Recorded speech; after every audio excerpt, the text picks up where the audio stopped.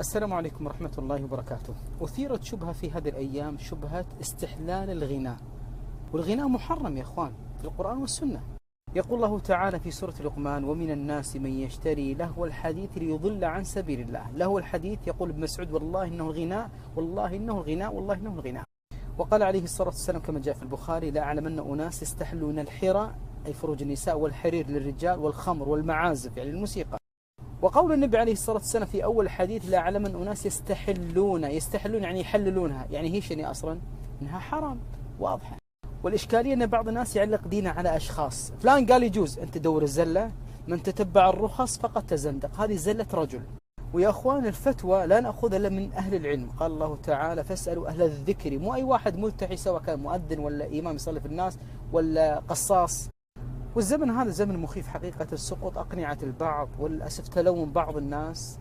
الثابت على الكتاب والسنة ثابت على الحق ليوم الدين. وأنا أعلم أن حتى اللي يسمعون الأغاني وابتلوا بسماع الغناء يعلمون أن الأغاني حرام. حتى ما يشوف واحد دين ولا يشوف أبوه وما يقصر على الموسيقى يعلم أنها خطأ.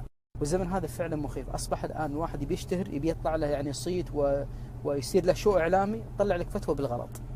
واسمع قول النبي عليه الصلاة والسلام: إن الحلال بين والحرام بين وبينها أمور مشتبهات لا يعلمونها كثير من الناس، فمن اتقى الشبهات فقد صبر على دينه وعرضه، ومن وقع في الشبهات وقع في الحرام.